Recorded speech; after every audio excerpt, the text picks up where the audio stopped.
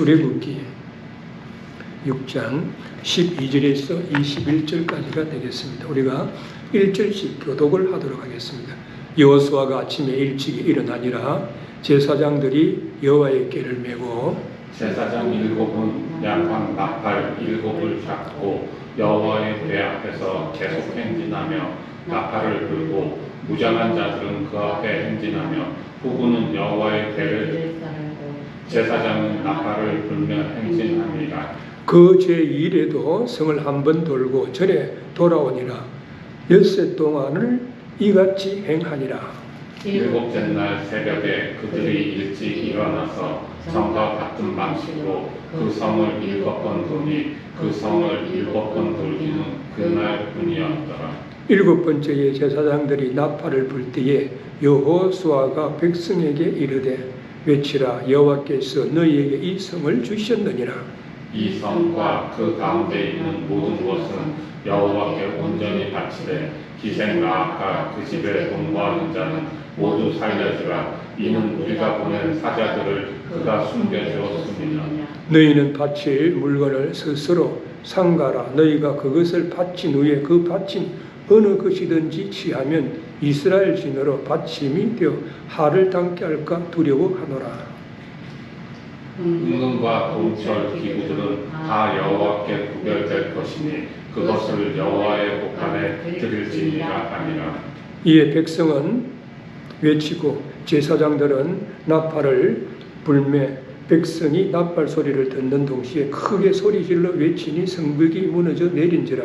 백성이 각기 앞으로 나아가 성에 들어가서 그 성을 취하고 21절 다 같이 성중에 있는 것을 다 멸하되 남녀 노유 무양의 나귀를 칼날로 멸하니라. 아멘. 오늘은 여리고 성을 정복하라 라고 하는 제목에서 같이 은혜를 나누기를 원합니다. 우리는 지금 세 번째 천년기를 살아가고 있습니다. 그런데 두 번째 천년기를 살았던 사람 중에서 역사상 도저히 잊을 수 없는 사람이 있다라고 하면 누구라고 생각하십니까? 미국의 유명 일간지 워싱턴 포스트지는 지난 1000년을 뒤돌아보았을 때 역사상 도저히 잊을 수가 없는 기념비적인 인물로 몽고의 징기스칸을 꼽은 적이 있습니다. 몽고 하면은 말이죠, 징기스칸 하면 몽고요? 이렇게 생각이 나지 않습니까? 징기스칸은 몽고의 유목민의 족장의 아들로 태어났습니다. 몽고의 말이죠, 남자들은 태어나가지고 걸음마를 시작하고 걷기 시작하면 말을 태우는 그런 기술을 갖다가 배운다는 것입니다. 그래서 징기스칸 역시 어릴 때부터 말을 타는 기술을 배웠고 그 말을 이용한 기마 부대를 잘 활용해가지고 몽고의 여러 부족들을 하나로 통합을 한 뒤에 말을 이용한 기동성 하나로 전 세계를 제패를 했었습니다. 그는 기마 부대의 기동성 하나로 유럽 대륙을 휩쓸었을 뿐만 아니라 러시아까지도 말이다 점령을 했습니다. 나폴레옹도 러시아를 공격하다가 망했습니다. 히틀러도 러시아를 공격하다가 망했습니다. 그런데 징기스칸은 그랬더니 러시아를 점령했던 것입니다. 그러면 유럽 대륙을 공포의 도가니로 몰아놨던 그 징기스칸 군대의 강력한 힘은 도대체 어디에서 나왔겠습니까? 그것은 말이죠, 바로 말을 이용한 기마 부대의 기동성. 그들은 말이죠, 어릴 때부터 말을 탔기 때문에 말 위에서 칼을 쓰고 창을 쓰는 걸 자유롭게 할 수가 있습니다. 그런데 더 특이한 것은 그들은 말을 타고 활을 갖다가 잘 쏘았다. 그래서 아주 전쟁을 할 때 유리한 조건 속에 있습니다. 이 징기스칸 군대는요, 한 10만 명 정도밖에 되지 않았다. 그런데 이 징기스칸 군대의 특징은 10명이 한 조가 됩니다. 한 팀을 이루는 날렵한 기마 부대로 이렇게 구성이 되었습니다. 상급 부대든지 하급 부대든지 간에 10명이 한 조가 되었습니다. 그래서 말이죠, 지휘관들은 지휘 고위를 막론하고 자기 수하에 있는 10명의 병사만을 갖다가 딱 잘 관리를 하면 됐습니다. 예를 들어서 말 징기스칸이 있으면 그 밑에 10명의 장수가 있고 10명의 장수도 또 각자 그 밑에 10명의 자신들의 부하 병사들이 있었다. 그래서 피라미드식으로 이렇게 딱 갖춰져 있었어요. 그리고 병사들은요 8마리 내지에 9마리의 말을 몰고 진격을 했다. 그래서 말이죠 유럽 대유로 갈 때 말을 타고 1시간 정도 싹 달리다가 말이 좀 지쳤다라고 생각을 다른 말로 탁 하고 그리고 또 1시간 달리다가 말이 지쳤다 생각하면 또 다른 말로 옮겨. 그래서 말이요 식사하는 시간 그렇지 않으면 또 뭐 잠을 자는 시간에는 계속해서 일정한 스피드럼을 공격할 수가 있다는 것입니다. 그래서 말이죠 어느 지역을 갖다가 점령을 딱 했어요. 그러면 그 점령을 당했는데 다음 점령지로 갈 때에 거기서 어떻게 연락이 다음 점령지에 어떤 사람이 가가지고 몽고군이 쳐들어온다라고 이렇게 연락을 하면 조금 있으면 준비도 하기 전에 기마부대가 쫙 도착을 해 공격을 했다는 것입니다. 그리고 군대의 식량은 가축의 젖을 짜가지고 말려가지고 그것을 물에 타서 먹은 거예요. 그러니까 간편하고 그리고 영양가도 많았습니다. 그리고 장기전에 대비해가지고 양을 잡아가지고 말린 가루를 만들어요. 그것을 또 보르츠라고 하는데 그 보르츠를 갖다가 물에 넣어가지고 끓이면 뭐가 되겠습니까? 양고기 당이 되는 거예요. 양고기 수입이 돼요. 그리고 영양가도 많아요. 그러니까 양고기를 잡아가지고 가루를 만들었기 때문에 부피도 작고 무게도 얼마 나가지 않았고 아주 군인들이 사용하기 편리했다는 것입니다. 그래서 말이에요 보르츠의 한 포대는 2kg 내지 한 3kg 정도밖에 되지 않았다. 그래서 말이죠 몽고 군인들이 완전 무장을 딱 하면 완전 무장했던 그 무게가 한 뭐 20kg나 30kg 정도밖에 되지 않았다. 근데 유럽의 기사들은 완전 무장을 하면 40kg 내지 60kg 정도 돼요. 근데 몽고군들은 반 정도밖에 안 돼요. 많이 짊어지고 다니면서 싸우는 사람이 유리하겠습니까? 작게 짊어지고 다니면서 싸우는 사람이 유리하겠습니까?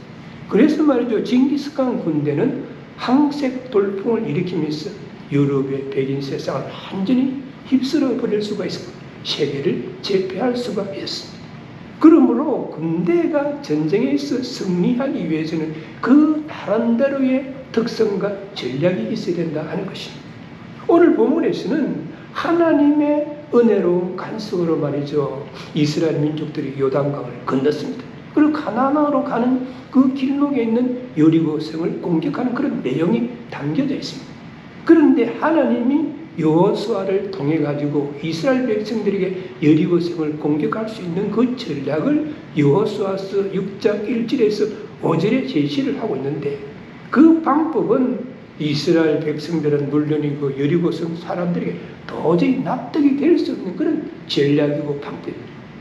세상 사람들도 도저히 이해하기 힘든 그런 전략이었고 방법이었고 어떻게 보면 우매하고 어리석은 공격 전략이었다라고 볼 수가 있습니다. 그러나 우리는 하나님이 역사하시는 방법과 우리 인간의 방법이 다르다는 사실을 알아야 하는 것입니다. 하나님께서는 이스라엘 민족들을 어떻게 했습니까? 출애굽시켜가지고 홍해를 갈라서 마른 땅으로 건너게 하지 않았습니까? 요단강을 건널 때도 어떻게 했습니까?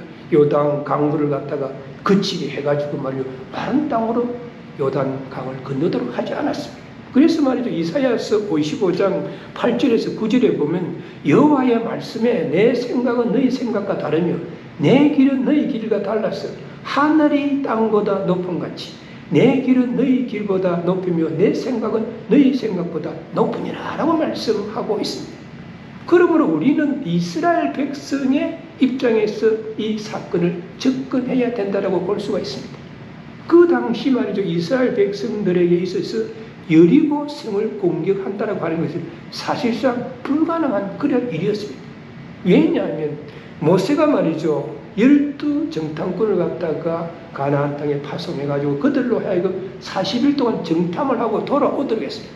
12정탐꾼들이 돌아와가지고 보고를 할 때 여호수아와 갈렙만 긍정적인 이야기를 했고 10명은 부정적인 이야기를 우리가 말이 가나안 족속들을 물리치기 어렵다라고 이렇게 이야기했다는 것입니다. 민수기 13장 28절에 보니까 그 땅 거민은 강하고 성읍은 견고하고 힘이 클 뿐 아니라 민수기 13장 31절에 보면 그 백성은 치지 못하리라. 그 백성은 우리보다 강하니라. 그리고 33절에 보면 우리는 스스로 보기에도 메뚜기 같으니 그들을 보기에도 그와 같았으리. 이스라엘 민족이 말이죠, 자기가 스스로 생각해도 메뚜기 같고 그 가난한 사람들이 우리를 볼 때는 메뚜기 같이 보았기 때문에 우리는 공격할 수가 없다, 우리는 이길 수가 없다라고 부정적인 보고를 했어. 이 보고를 들은 백성들의 반응이 어땠습니까? 신명기 1장 28절에 보니까 우리가 어디로 갈고 우리 형제들이 우리로 낙심케 하여 말하기를 그 백성은 우리보다 장대하며 그 성읍은 하늘에 닿았음이라고 이렇게 말하면서 이스라엘 백성들이 낙심하고 좌절하고 실망한 모습을 우리는 볼 수가 있습니다. 그들에게 있어서 여리고성을 공격해가지고 정복한다라고 하는 것은 불가능한 것처럼 보였습니다. 그러나 이 사건은 어떻게 끝이 났습니까?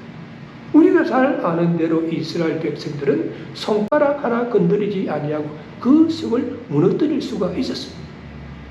이 이야기는 오늘을 살고 있는 우리들에게 무엇을 교훈합니까?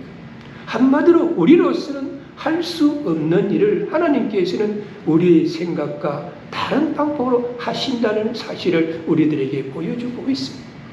오늘 본문을 통해서 말이죠, 조명되는 하나님의 백성으로서의 삶이란 무엇입니까? 한마디로 하나님의 백성으로서의 삶은 하나님이 함께 하시고 살아주시는 삶이 되어야 한다는 그런 이야기가 됩니다. 삶이란 어떠한 의미에서 보면 말이에요, 전투 용어로 사용한다면 전투와 같다라고 볼 수가 있습니다. 우리가 말이죠, 인생을 살아가다가 보면 내기지 못했던 고난과 한난의 벽에 부딪힐 때마다 또는 가슴을 짓누리는 난제들 앞에 우리가 직면할 때마다 사는 것이 어떻게 보면 우리가 군대 용어로 표현하면 전투와 같다라고 생각할 수가 있습니다. 그러므로 우리의 인생의 전투는 하나님이 싸워 주셔야만이 삶을 살아갈 수 있다라고 우리는 볼 수가 있습니다. 그래서 오늘 본문에서는 여리고성 공격 전략에 대한 하나님의 지시사항과 여리고성 함락 과정에 대해서 말씀하고 있습니다. 그래서 오늘 본문의 첫 번째 파트인 12절에서 14절에 보면 하나님의 전략과 지시사항에 대해서 말씀하고 있습니다. 이스라엘 백성들이 여리고성을 공격하는데 하나님께서 전략을 주시고 이렇게 해야 된다고 말씀을 하셨다.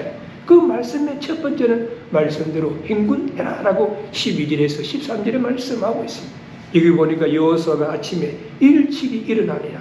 제사장들이 여호와의 궤를 메고 7 제사장은 7 양각 나팔을 잡고 여호와의 궤 앞에서 계속 진행하며 나팔을 불고 무장한 자들은 그 앞에 행하며 후군은 여호와의 궤 뒤에 행하고 제사장들은 나팔을 불며 행하니라 라고 말씀하고 여호수아가 아침에 일찍이 일어나니라. 여기서도 일찍 일어났어요. 하나님께서 맡기신 사명을 잘 감당하기 위해서 여리고성을 공격하기 위해서 아침에 일찍 일어나서 준비했다는 것을 우리는 볼 수가 있습니다. 본질에서 우리가 말이죠, 한번 생각해 보아야 하는 것은 우리 인간의 삶의 본능적인 초점은 언제나 자기중심적. 사람은요 항상 자기중심적으로 생각하고 행동하면서 삶을 살아가고 있다는 것을 우리는 부인할 수가 없습니다. 그러나 바른 신앙의 자세는 내 삶의 자세, 내 삶의 그 초점을 갖다가 나에게 맞추는 것이 아니라 그 초점을 하나님께 맞추도록 노력해야 한다 하는 것입니다. 본질에서 이 교훈을 가르치기 위해 가지고 두 가지 도구가 동원이 됩니다. 하나는 법궤이고 하나는 나팔입니다. 여호수아가 말이죠, 하나님의 지시사항을 백성들에게 하달을 했습니다. 그것은 말이죠, 여호수아서 6장 3절에서 4절에 말씀하고 있습니다. 이게 6절에 말이죠, 6장 3절에서 4절에 보면 너희 모든 군사는 성을 둘러 성읍을 성주를 매일 한 번씩 돌되 6세 동안 그리하라. 제사장 7은 7 양각 나팔을 잡고 언약궤 앞에서 행할 것이요 제7일에는 성을 7번 돌며 제사장들은 나팔을 불 것이며 라고 이렇게 말씀하고 있습니다.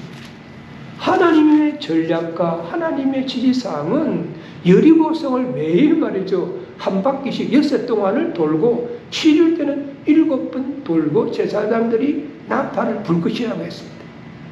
또한 행진 순서로 볼 때는 무장한 군대들이 앞에 가고 그리고 나팔을 부는 7 제사장이 그 뒤를 따라가고 그 뒤에 하나님의 법궤가 가고 그리고 이스라엘의 주군들이 뒤를 따르게 되어 있었습니다. 여기서 말하는 법궤라고 하는 것은 지난주에 우리가 설교할 때 제가 이야기한 언약궤를 말하는 것입니다. 하나님의 임재를 갖다가 상징하는 것입니다. 그들은 법궤를 볼 때마다 하나님을 생각했습니다. 하나님의 법궤가 말이죠. 앞쪽에 가면 하나님께서 우리 앞에 가신다라고 이야기를 하고 있고 또 법궤가 말이죠. 중심에 있으면 하나님이 우리의 중심에 계신다라고 생각했습니다. 그리고 하나님의 법궤가 뒤에서 이렇게 따라오면 하나님이 뒤에서 우리를 후원하고 계신다라고 생각했습니다. 그래서 본질에서는 하나님의 임재를 상징하는 법궤를 중심으로 해가지고 이스라엘 백성들이 행진을 했습니다. 그리고 본질에서 말하는 나팔은 하나님의 행동, 계시의 명령으로 이렇게 여겨졌습니다. 즉 하나님이 이제부터 행동하신다라고 생각했었습니다. 우리 주님께서 말이죠. 다시 이 땅에 오실 때 재림하실 때를 어떻게 표현하고 있습니까? 천사장의 소리와 하나님의 나팔로 친히 하늘을 쫓아 강림하시리니라고 데살로니가전서 4장 16절에서 말씀하고 있습니다. 그들은 나팔을 불면서 나팔 소리를 들으면서 이런 생각을 했었습니다. 이 사건 속에 하나님이 개입하신다. 하나님이 직접 간섭하신다. 이 싸움은 우리만 싸우는 것이 아니라 나 혼자만 어렵고 힘들게 싸우는 것이 아니라 하나님이 함께 하신다라고 생각하고 그들은 용기를 얻고 힘을 얻고 행군을 했다라고 볼 수가 있습니다.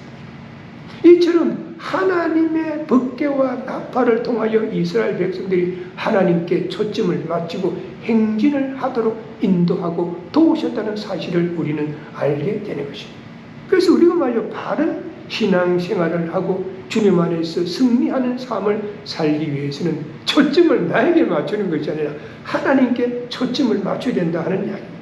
하나님께 초점을 맞출 때에 우리의 형편과 처지를 아시는 하나님께서 우리를 선한 길로 인도하셔가지고 불경기에 성을 무너뜨릴 수 있도록 하실 줄로 믿습니다.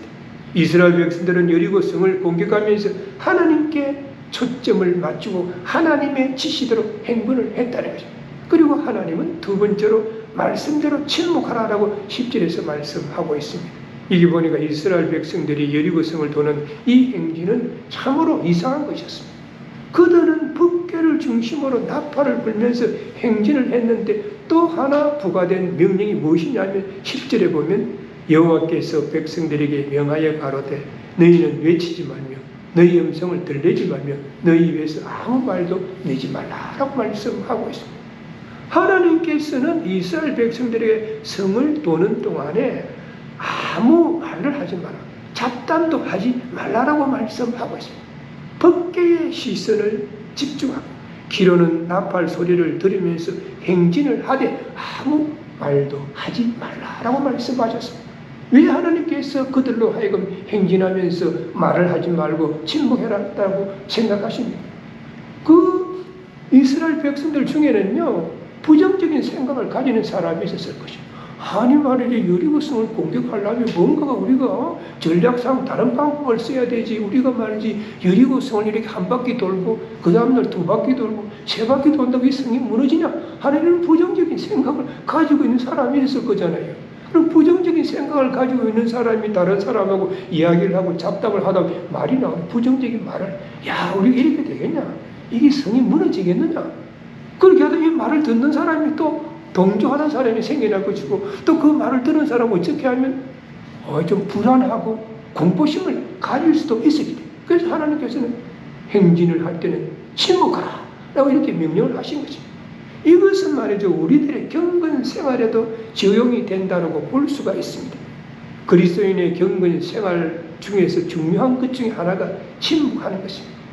침묵을 배우지 아니하고 우리는 하나님의 음성을 들을 수가 없는 것입니다. 사실 말이죠 우리는 너무 이렇게 좀 말을 많이 하는 경향이 있어요. 그래서 세상 사람들이 기독교인들을 보고 좀 말이 많다라고 하는 그런 이야기를 하는 경향이 있어요. 그래서 우리가 내 말을 많이 하다가 보면 어떻게 됩니까? 다른 사람의 이야기를 들어줄 수가 없지 않습니까? 한 걸음 더 나아가서 혼자서 떠들다가 보면 하나님의 음성을 들을 수 있는 마음의 여유가 없어진다고 볼 수가 있습니다. 하나님께서 무엇을 말씀하고 계시는지, 하나님께서 무엇을 원하시는지 그 음성을 들을 수가 없고 그 마음을 깨달을 수가 없다라고 하면 어떻게 되겠습니까? 하나님이 우리의 삶의 주인이시라면 그 하나님께서 우리의 삶과 신앙생활의 공간 속에서 어떤 역할을 하고 계십니까? 하나님께서 참으로 우리의 삶의 주인이 되셔서 우리의 삶을 다스리고 지배하고 계신다면 삶과 신앙생활의 의미와 감격은 무엇이겠습니까? 만약에 우리가 아직도 그것을 모른다라고 하면 이 침묵의 교훈을 더 많이 공부해야 할 것입니다. 즉 하나님을 바라보지 못하고 그 하나님의 음성을 듣지 못하면 우리가 바른 신앙생활을 할 수가 없는 것이고 바른 삶을 살아갈 수가 없는 것입니다. 그래서 우리가 말이죠, 경건한 신앙생활을 하기 위해서는 침묵이 필요한 거죠. 침묵의 시간을 통해서 하나님과 자신과의 대화의 시간을 가지고, 하나님과 나 자신과의 대화의 시간이 무엇입니까? 그것은 하나님 앞에 조용히 기도하는 것입니다. 기도할 때 하나님과 나의 사이에서 뭔가가 하나님 주시는 메시지를 들을 수가 있다는 그런 이야기가 돼요. 그래서 하나님께서는 이스라엘 백성들에게 하나님 말씀대로 행군하라고 말씀하시고, 그리고 나서 이제는 침묵하면서 행군하라고 말씀하시고, 그리고 세 번째 14절에 보면 말씀대로 순종해야 된다라고 말씀하고 있습니다. 여기 14절에 보니까 제 2일에도 성을 한번 돌고 진에 돌아오니라. 엿새 동안을 이같이 하니라 라고 말씀하고 있습니다. 본질을 살펴보면은 백성들이, 이스라엘 백성들이 말이죠, 성을 한 바퀴 돌았는데도 성은 무너지지 아니하였습니다. 이틀째 2바퀴 돌았는데도 성은 무너지지 아니하였습니다. 사흘째도 성은 무너지지를 아니하였습니다. 그러나 백성들은 하나님의 말씀에 순종해가지고 6일간을 매일 한 번씩 돌았습니다. 본문을 묵상하는 한 성서학자는 이런 유명한 말씀을 하셨습니다.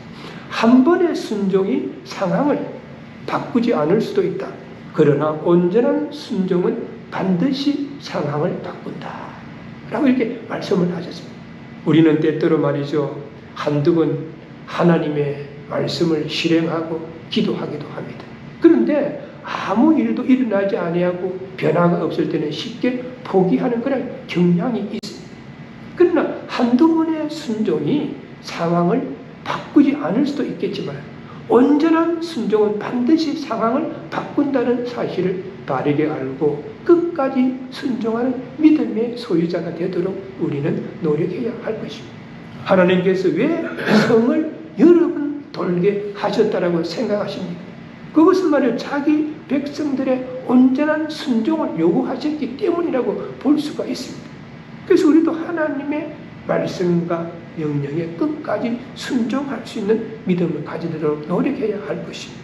시편 37편 7절에 보니까 여호와 앞에 잠잠하고 참아 기다리라 라고 말씀하고 있습니다. 즉 인간적인 생각으로 조급하게 서두르지 말고 인내하면서 기다리라 라고 말씀하고 있습니다. 우리 인간은요, 특히 한국 사람들은 매사에 좀 느긋하게 기다리지 못하고 항상 조바심을 가지고 서두르는 그런 경향이 있습니다. 그렇게 하다 보면 그 일이 성취되지 아니해가지고 불평불만을 늘어놓을 때가 많이 있습니다. 그러나 하나님은 우리가 참고 기다리며 끝까지 순종하기를 원합니다. 아직 하늘이 어두워도 끝까지 인내하며 순종할 수 있는 믿음. 캄캄한 밤이 지나면 반드시 동력 하늘에서 찬란한 해가 떠오르고 밝은 아침이 올 것이라는 믿음을 우리는 가져야 할 것입니다. 하나님께 간절히 기도했는데 아직 상황이 조금도 나아지지 아니하였다 할지라도 끝까지 인내하며 기다릴 수 있는 믿음의 소유자들이 되도록 노력해야 할 것입니다. 우리가 먼저 끝까지 인내하며 순종할 때 하나님께서 우리의 기도를 들으시고 응답하시가지고 문제가 해결되고 불경기의 성이 무너지는 그런 역사가 일어날 줄로 믿습니다. 이스라엘 백성들은 하나님의 말씀대로 행군하고 침묵하고 하나님의 말씀에 순종했을 때 하나님은 어떻게 역사를 하셨습니까? 오늘 본문의 15절에서 21절에 보면 하나님이 그들에게 승리를 안겨준다라고 말씀하고 있습니다. 하나님께서 어떻게 그들에게 승리를 안겨주었느냐 하면 15절에서 16절은 부지런한 자에게 승리를 안겨준다라고 말씀하고 있습니다.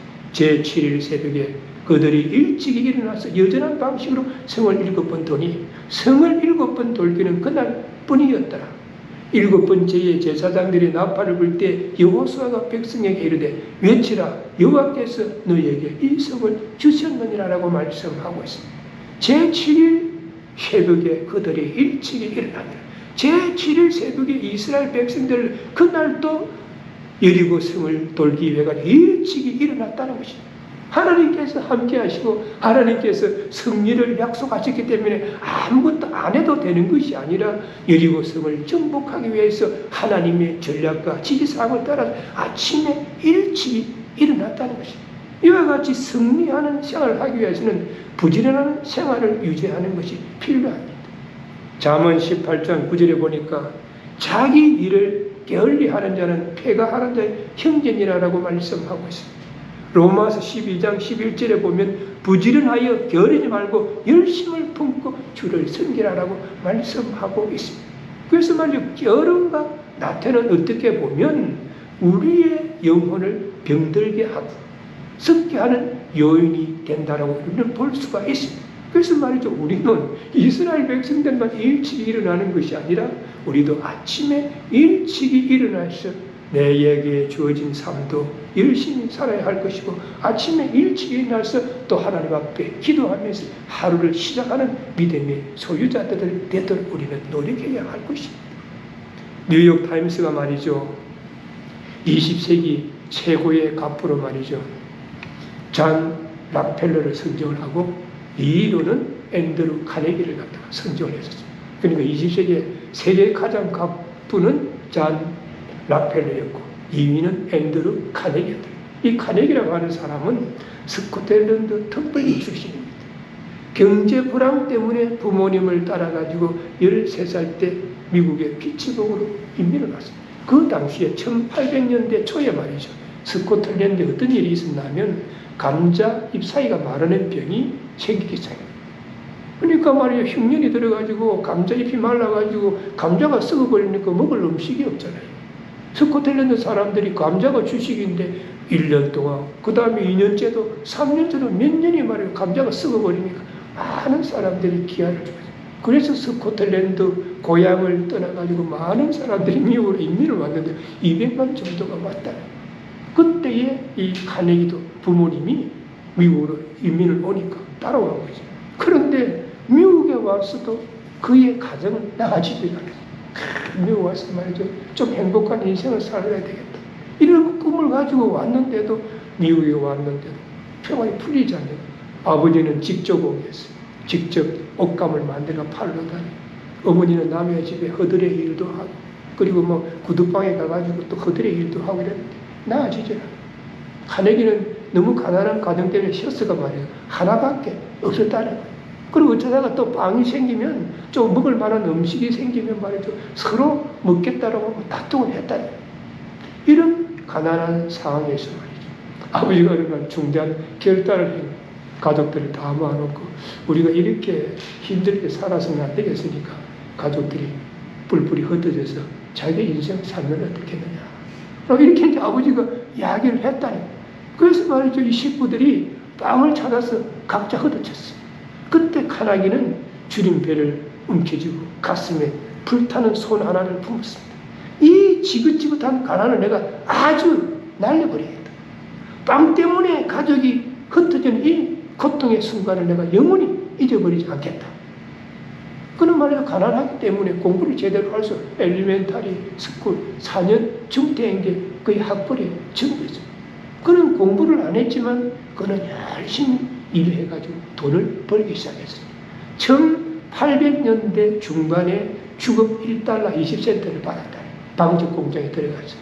그리고 나서 방적 공장에 일을 하는데 열차 말이죠. 그 석탄을 갖다가 이렇게 떼고 하는 하부로 일을 하면 주급을 2달러 준다니까 그 가서 또 열차에 가서 말이죠. 석탄가루를 뒤집으면서 함으로 일하기도 하고, 그리고 전보 배달원의 일도 하기도 하고, 보조 전기 기사를 거쳐가지고 펜실베니아 철도에서 취직을 해가지고, 그는 말이죠. 아끼고 돈을 모았었어요.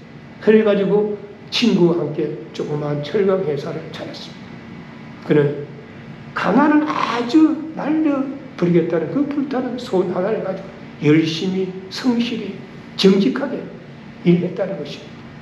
어떤 역경에도 포기하지 않고 계속 부지런히 열심히 철강 회사를 갖다 끌고 나갔다는 것입니다. 그래서 말이죠. 마침내 미국 전체 철강 생산량의 25% 정도를 차지하는 거대한 기업을 이룰 수가 있었습니다. 그때 붙은 별명이 강철왕 카네기입니다.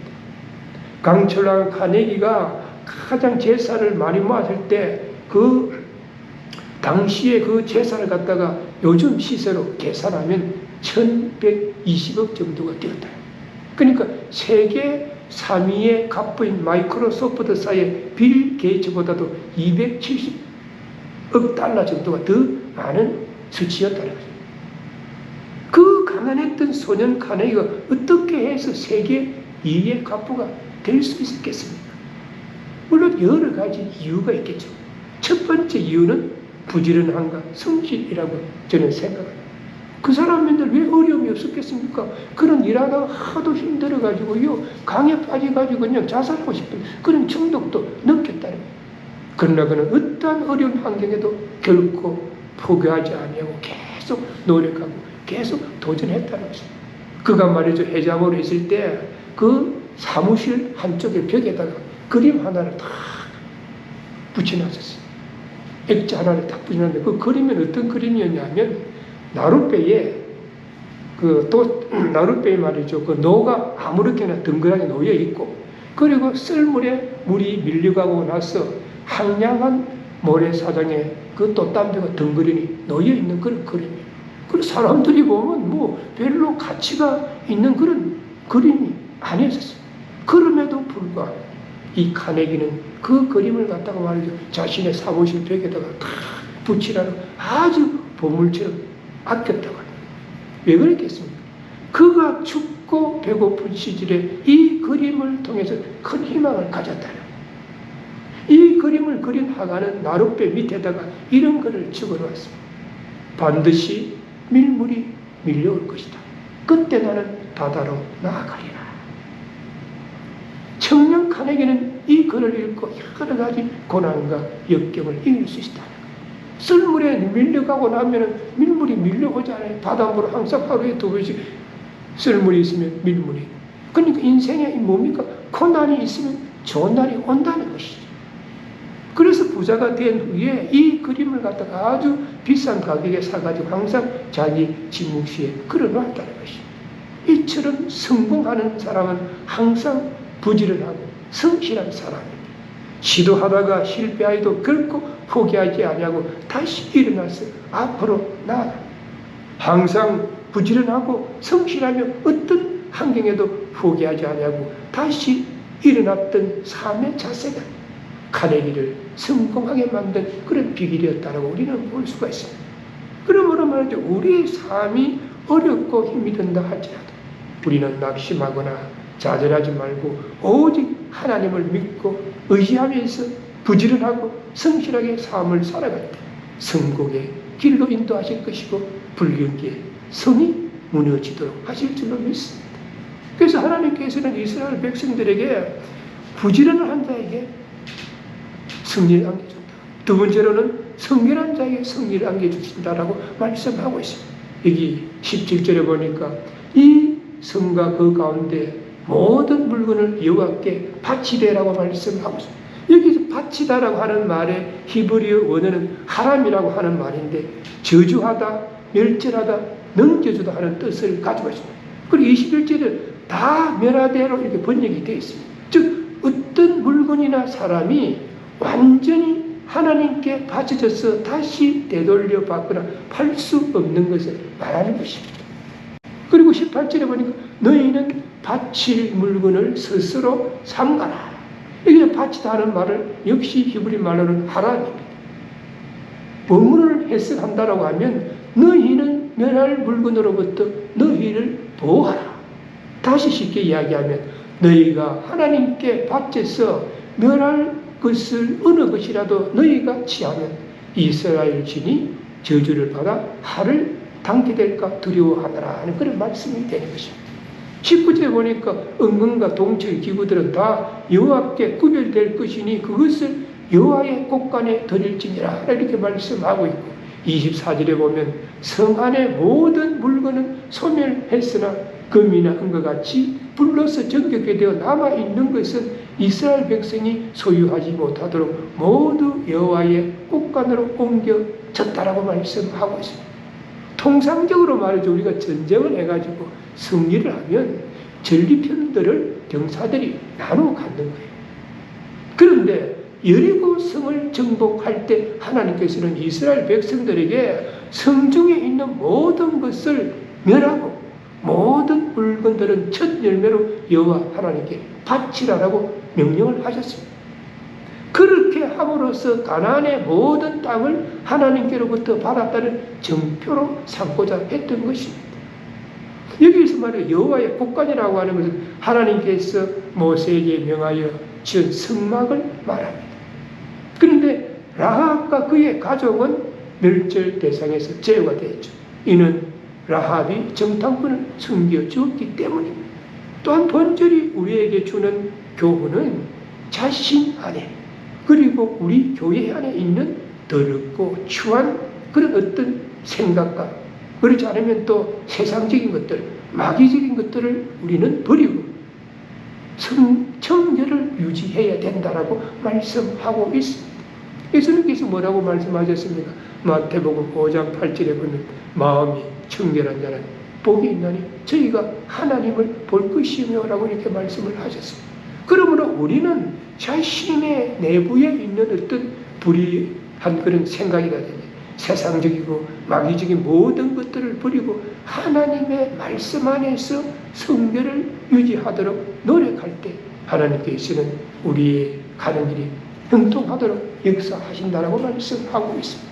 그리고 세 번째로는 말씀을 믿고 행하는 자에게 승리를 주신다라고 20절에서 말씀하고 있습니다. 이에 백성은 외치고 제사장은 나팔을 불며 백성이 나팔 소리를 듣는 동시에 크게 소리를 질러 외치니 성벽이 무너져 내린지라 백성이 각기 앞으로 나아가 성에 들어가서 그 성을 취하고, 이스라엘 백성들이 말이죠, 하나님의 말씀을 믿고 순종해가지고 6일 동안 하루에 한 번씩 돌고 7번째 날에는 7번 돌고 나팔 소리를 맞춰가지고 크게 소리를 질렀더니 성벽이 무너져 내리는 놀라운 역사가 일어났다라고 말씀하고 있습니다.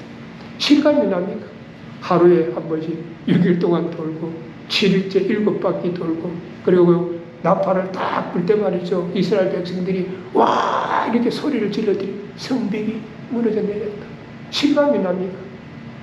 이 마지막 7째 날의 최후의 함성, 하나님의 말씀에 순종해가지고 6일 동안 하루에 한 바퀴씩 돌고 제7일 7바퀴를 돌고 나팔을 소리에 맞춰가지고 함성을 지를 때 이 마지막 함성 뭐라고 생각하십니까? 이제는 하나님이 역사하여 주실 줄로 믿습니다. 하나님이 하실 줄로 믿습니다. 그들의 믿음의 함성이 성을 무너뜨리는 결과가 왔다라고 우리는 볼 수가 있습니다.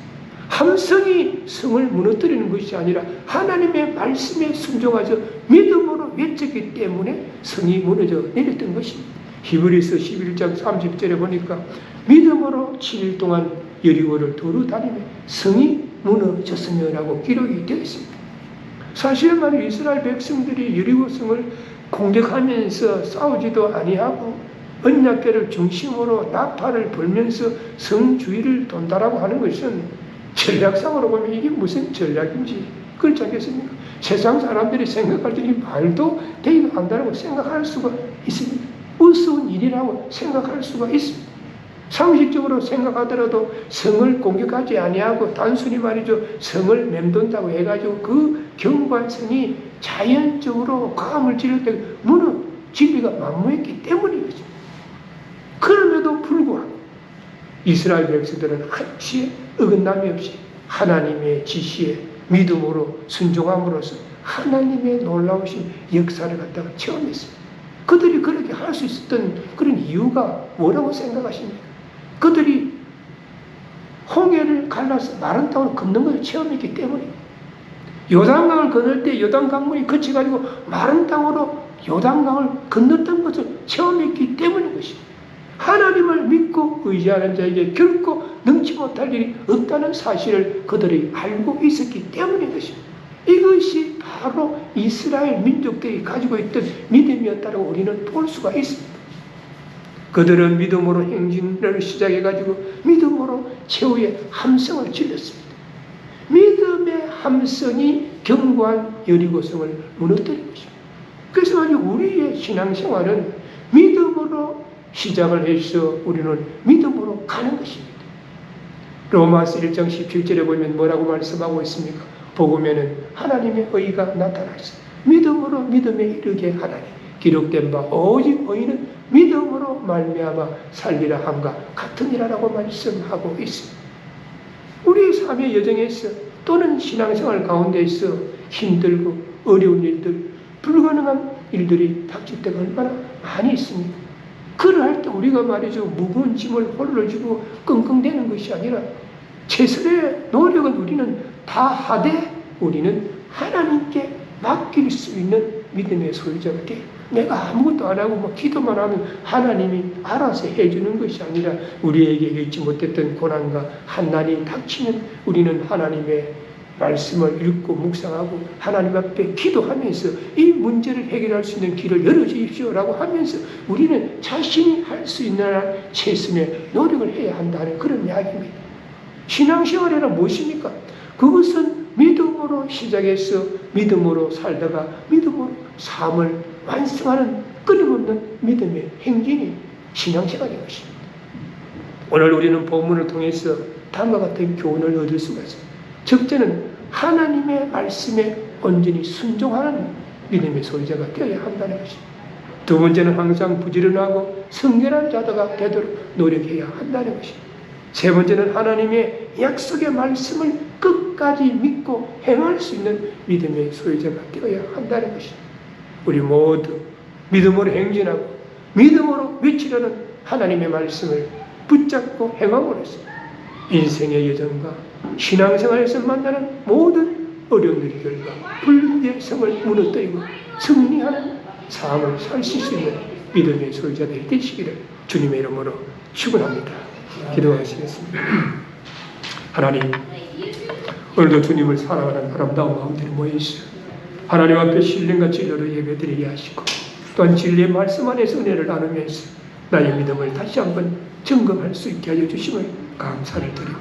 오늘 진리의 말씀 속에 이스라엘 백성들은 하나님의 은혜로운 간섭으로 요단강을 건너서 가나안으로 가는 그 길목에서 여리고 성을 공격할 때 인간적이고 세상적인 방법에 의존하는 것이 아니라 하나님의 전략과 지시사항을 따라서 하나님의 말씀대로 행군하고 침묵하고 하나님의 말씀대로 나팔소리에 맞춰서 그들이 외쳤을 때 그 경관 여리고성이 무너졌다라고 말씀하셨는데 하나님, 우리가 인간적인 생각으로는 도저히 이해할 수 없는 그런 일이지만 하나님의 관점에서 이스라엘의 입장에서 이 말씀을 다시 한번 바르게 깨달아 알게 하여 주시옵소서. 우리 모두가 항상 하나님의 말씀에 온전히 순종할 수 있는 믿음의 소유자들이 되게 하여 주시옵시고 항상 언제 어디서 무엇을 하든지 간에 부지런하고 성결한 자가 되게 하여 주시옵시고 하나님의 약속의 말씀을 끝까지 믿고 행할 수 있는 믿음의 소유자들이 될 수 있도록 우리 모두를 인도하시고 넘치도록 축복하여 주옵소서. 우리 주 예수 그리스도의 이름으로 간절히 기도드리옵나이다. 아멘.